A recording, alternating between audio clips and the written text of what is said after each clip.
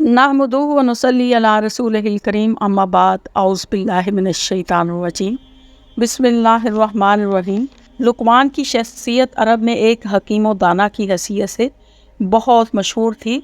शौराए जाहलियत जो थे वो अपने कलाम में अक्सर उनका ज़िक्र करते थे, और जो अरब के पढ़े लिखे लोग थे उनके पास सहीफ़ा लुक़मान के नाम से उनके हकीमाना अक़वाल का एक मजमूआ मौजूद था।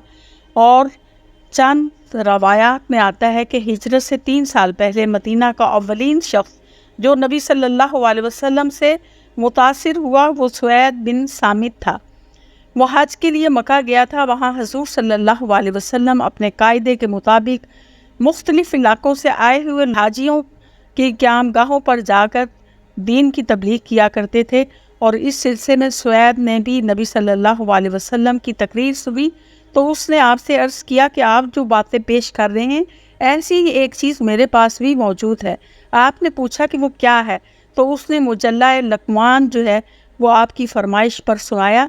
तो आपने फरमाया कि ये बहुत अच्छा कलाम है और मेरे पास जो कलाम है वो इससे भी बेहतर है। तो आपने उसको कुरान पाक सुनाया तो उसने एतराफ़ किया कि ये वाक़ई ही बहुत अच्छा कलाम है।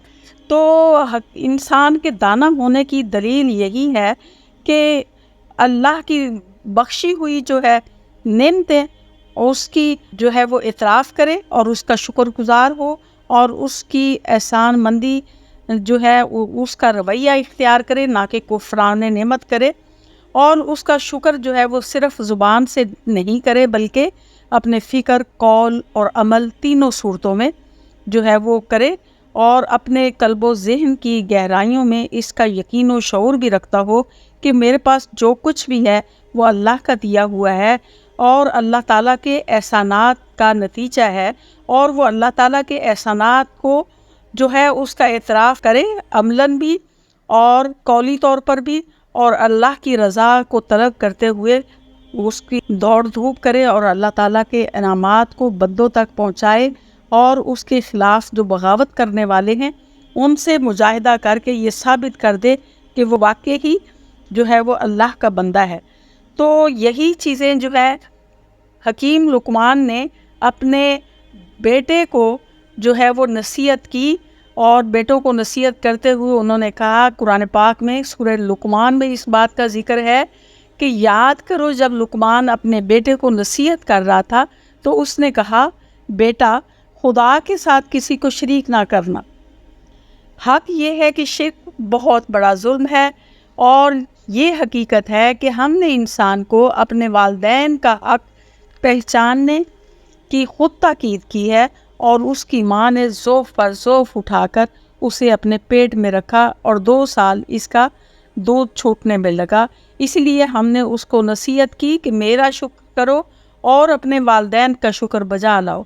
मेरी ही तरफ तुझे पलटना है, लेकिन अगर वो तुझ पर दबाव डाले कि मेरे साथ तू किसी ऐसे को शरीक करे जिसे तू नहीं जानता, तो उसकी बात हरगिज़ ना मान।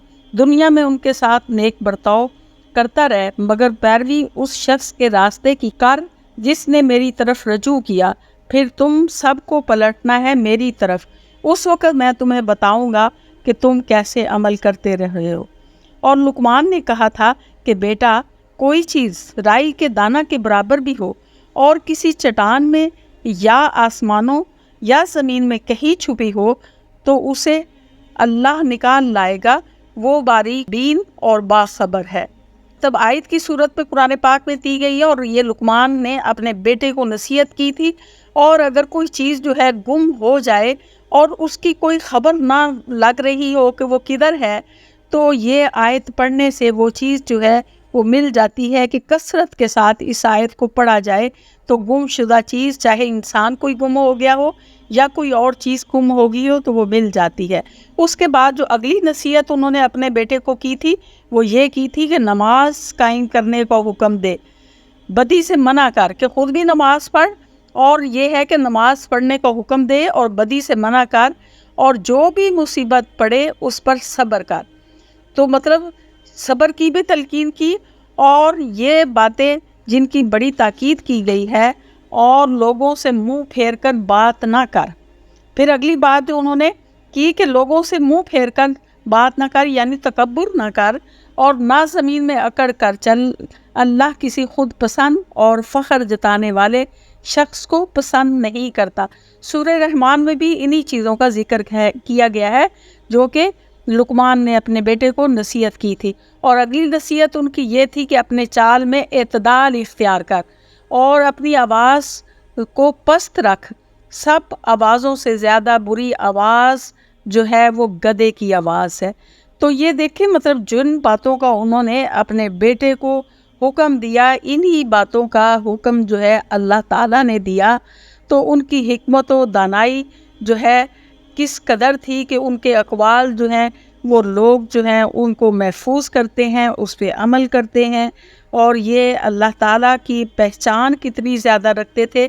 تو اللہ تعالیٰ قرآن پاک میں فرماتے ہیں کہ جس کو حکمت عطا کی گئی اس کو خیر کثیر عطا کر دی گئی۔ تو اللہ تعالیٰ نے ان کو حکمت عطا کی تھی، ان کے ساتھ بہت بڑی بھلائی کی تھی۔ حالانکہ اس وقت دین اسلام نہیں آیا تھا، دین اسلام سے بہت پہلے کی بات ہے، اور ان کے اقوال جو ہیں وہ دین اسلام سے کس قدر جو ہے وہ ملتے جلتے ہیں، اور انہوں نے انہی باتوں کا حکم دیا جو اللہ نے جو ہے قرآن پاک میں جن باتوں کو حکم دیا کہ شرک نہیں کرنا، نماز قائم کرنی ہے، اور جو ہے تکبر نہیں کرنا، اور اپنی آوازوں کو پست رکھنا ہے، اور دوسرا یہ کہ بتایا گیا ہے کہ زمین میں جو ہے وہ خود پسندی اختیار نہیں کرنی، کہ یہ چیزیں جو ہے اللہ کے ہاں ناپسندیدہ ہیں۔ تو ان کے اقوال اور اسی وجہ سے یہ مشہور ہے کہ اللہ نے ان کو یہ حکمت و دانائی عطا فرمائی تھی۔ وآخر دعوانا الحمدللہ رب العالمین۔